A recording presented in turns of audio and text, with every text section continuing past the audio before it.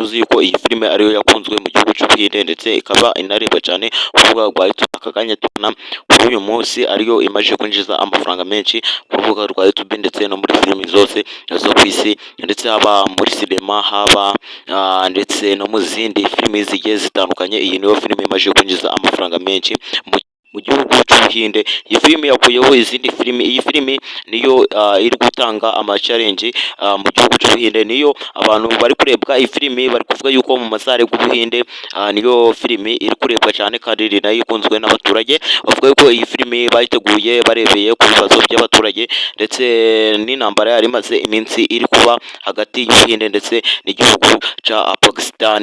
Iyi filimi ni filimi ifite inyigisho ndetse irebwa Abapakistan ndetse n'abate kugira ngo biyunge ndetse batere imbere. Bari kugaragaza yuko Ubuhinde bufite icyo kurusha Pakistan, kandi si ukwemera igihugu cy'Ubuhinde kiza ku mwanya wa gatanu mu bihugu bikomeye ndetse mu bifite intwaro zihambaye, ndetse mu gukina amafilimi kiza kiri ku mwanya wa kabiri, kandi mbere cyazaga ku mwanya wa mbere. Kandi igihugu cy'Ubuhinde ni nacyo kigira abakobwa beza ba Miss y'isi kabisa. Kandi Abahinde bo bakora filimi zishingiye ku mateka yabo, kandi Abahinde nibo bakoresha ibikoresho by'iwabo nyine bari gukora amafilimi gagiye gatandukanye kabisa, barata igihugu cyabo ndetse bafite icyo berekeye ku Buhinde. Kandi filimi z'Abahinde ni nazo zigaragaza umukinnyi w'ifilimi mu Buhinde bamufata nk'intwari yabo, kandi baramwubaha cyane nk'abakinnyi basaga nk'uwo bita nka Sher Kumar ndetse Tiger Shroff ndetse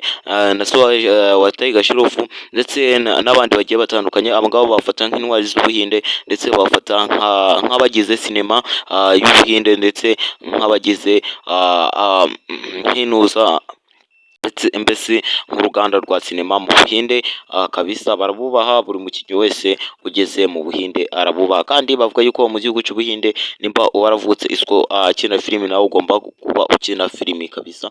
Ikiganiro cyacu tugisoreza aha, tuzahurire mu kiganiro cy'ubutaha kabisa.